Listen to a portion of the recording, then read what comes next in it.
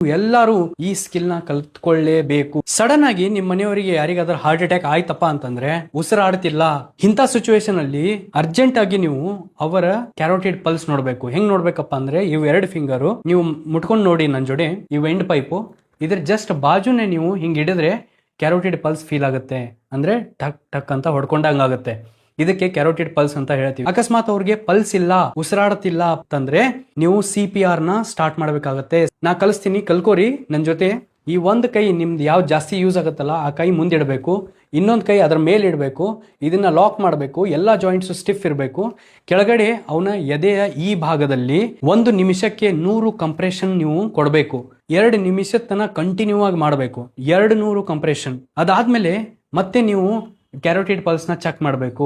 ಅಕಸ್ಮಾತ್ ಕ್ಯಾರೋಟಿಡ್ ಪಲ್ಸ್ ಇರ್ಲಿಲ್ಲಪ್ಪ ಅಂತಂದ್ರೆ ಮತ್ತೆ 2 ನಿಮಿಷ ಮಾಡಬೇಕು. ಅಲ್ಲಿ ತನ ನೀವು 108 ಗೆ ಕಾಲ್ ಮಾಡಿರ್ತೀರಿ, 108 ಬಂದು ಆ ಪೇಷಂಟ್ ನ ಹ್ಯಾಂಡ್ ಓವರ್ ಮಾಡಬಹುದು. ನಿಮ್ಮ ಫ್ಯಾಮಿಲಿ ಒಳಗೆ ಯಾರ್ಯಾರದಾರಲ್ಲ ಎಲ್ಲರಿಗೂ ಇದನ್ನ ಶೇರ್ ಮಾಡಲೇಬೇಕು. ನೀವು ಯಾರ ಕಡೆ ಮೊಬೈಲ್ ಇಲ್ಲಲ್ಲ ಅವ್ರಿಗೆ ಹೋಗಿ ಈ ವಿಡಿಯೋನ ತೋರಿಸಿ, ಅವರಿಗೆ ಕಲಿಸಿ. ಯಾಕಂದ್ರೆ ಯಾರಿಗೆ ಯಾವ ಟೈಮಲ್ಲಿ ಯಾವ ಎಮರ್ಜೆನ್ಸಿ ಬರುತ್ತಂತ ಯಾರಿಗೂ ಹೇಳಕ್ ಬರಂಗಿಲ್ಲ. ಇದು ಒಂದು ಸ್ಕಿಲ್ ಇಂದ ಒಂದು ಜೀವ ಉಳಿತದೆ.